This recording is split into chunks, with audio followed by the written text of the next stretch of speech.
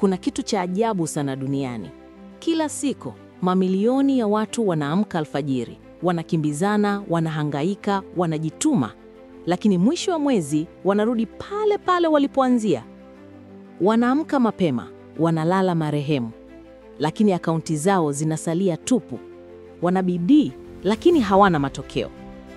Swali ni moja tu.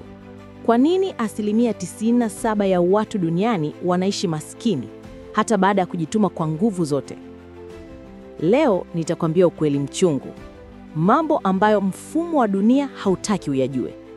Nitakueleza sababu 7 halisi zinazowafanya watu wabaki maskini na jinsi unavyoweza kuvunja mnyororo huo ukiwa bado na muda. Usibadilishe video hii. Kila dakika utakayoendelea kubaki hapa inaweza kuwa hatua ya kwanza kuelekea maisha mapya. Karibu sana kwenye video hii. Ni Fikra Chanya. Na kama unataka maudhui ya kukuamsha kiakili, kukusaidia kutoka kwenye mzunguko wa umaskini, subscribe sasa hivi. Washa kengele na tuanze safari ya ukweli. Sababu ya kwanza, wengi wanadhani mafanikio ni kuhusu kufanya kazi kwa bidii. Lakini ukweli ni huu. Bidii bila mwelekeo ni upotevu wa nguvu.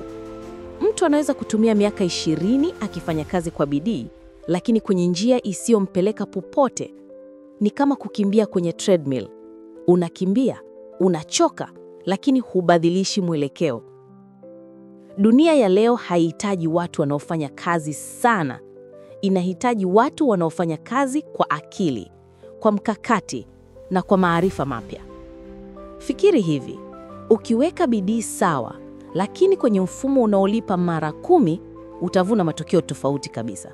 Watu 97% wanabaki maskini kwa sababu wanajituma, lakini hawajui wanakimbilia wapi.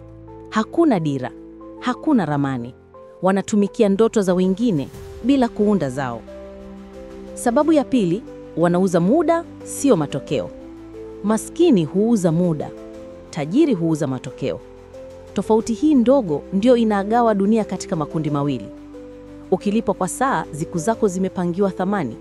Lakini ukilipwa kwa matokeo, unaweza kuongeza thamani yako usiku moja. Tajiri hufikiria, ninawezaje kuunda kitu kinachofanya kazi hata mimi nisipojisikia kufanya kazi? Ndiyo maana wanawekeza kwenye mifumo, bidhaa na ujuzi unaozalisha thamani pasipo uwepo wao wa kila saa. Lakini wengi wetu tunatumia muda wote kuendesha mashine za watu wengine. Tunalipwa kidogo kwa juhudi kubwa, halafu tunabaki kulalamika kwamba maisha ni magumu. Ukweli ni huu. Ukitaka kutoka kwenye kundi la 97%, acha kuuza muda wako.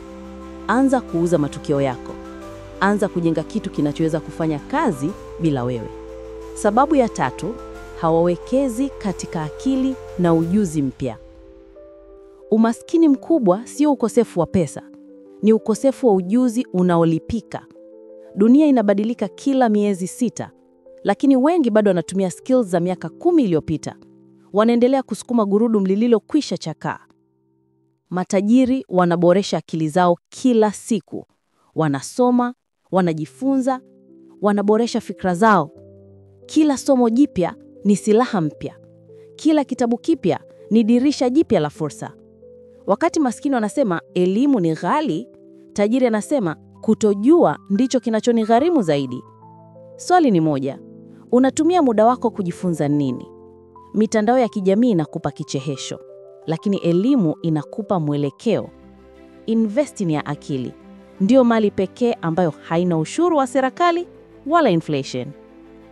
Sababu ya 4, wanafikiri kama wafanyakazi, sio wamiliki. Mfumo wa elimu umetengeneza wafanyakazi, si wabunifu. Tumelelewa kuamini kwamba kazi nzuri ndio mafanikio. Lakini ukweli ni huu. Kazi nzuri ni mwanzo, sio mwisho. Wafanyakazi wanafikiria mshahara. Wamiliki wanafikiria mtiririko wa mapato. Wafanyakazi huuliza, nitapata kiasi gani mwezi huu? Wamiliki huuliza, mfumo huu utanilipa kwa muda gani? Unataka kubaki maskini? Endelea kufikiri kama mfanyakazi. Unataka kubadilika? Anza kufikiri kama mmiliki.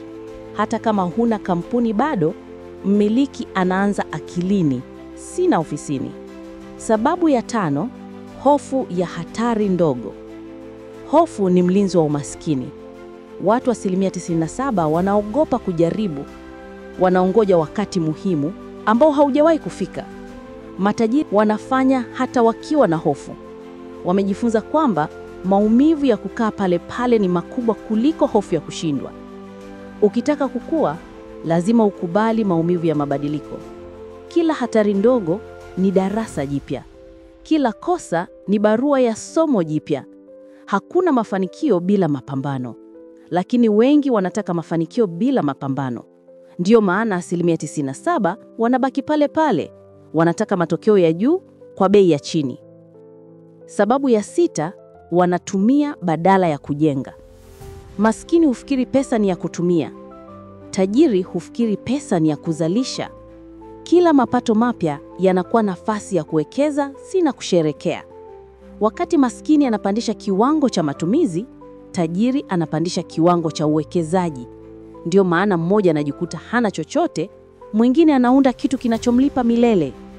Tumia kidogo, wekeza zaidi. Kila senti ulionayo ni mbegu. Usiile, ipande. Sababu ya 7, hawabadilishi mtazamo kuhusu pesa. Maskini wengi wanaamini pesa ni chanzo cha maovu. Tajiri anaamini pesa ni chombo cha kuleta mabadiliko. Fikra zako kuhusu pesa ndizo zinazoamua kama pesa itakukimbia au itakufuata. Kama unaona pesa ni mbaya, brain yako haitakusaidia kuipata. Badili uhusiano wako na pesa. Ione kama mshirika, si adui. Ione kama nguvu ya kuleta thamani, si tamaa. Wakati unaanza kufikiri vizuri kuhusu pesa, maisha yako yote yanabadilika. Rafiki yangu, sasa unajua. Hizi ndizo sababu 7 zinazowafanya watu wengi wabaki maskini hata baada ya kujituma kwa nguvu zote. Umaskini sio laana, ni mfumo wa fikra. Ukibadilisha fikra zako leo, mfumo wako wa maisha utabadilika kesho. Usisubiri serikali, usisubiri miujiza. Anza na wewe. Badili mwelekeo, jenga mfumo, jifunze ujuzi, chukua hatari ndogo, wekeza kile kidogo ulichonacho na linda fikra zako kama dhahabu. Na kama video hii imekugusa, andika kwenye comments, naanza safari yangu leo. Kisha subscribe Fikra Chanya, kwa sababu kila wiki nitakuwa nakuletea video zinazokufungua macho, kukusaidia kutoka kwenye 97% kwenda kwenye 3% ya wanaounda historia. Kumbuka, kujituma pekee haitoshi. Kujituma kwa akili ndiko kinaleta utajiri. Change your mindset, change your life.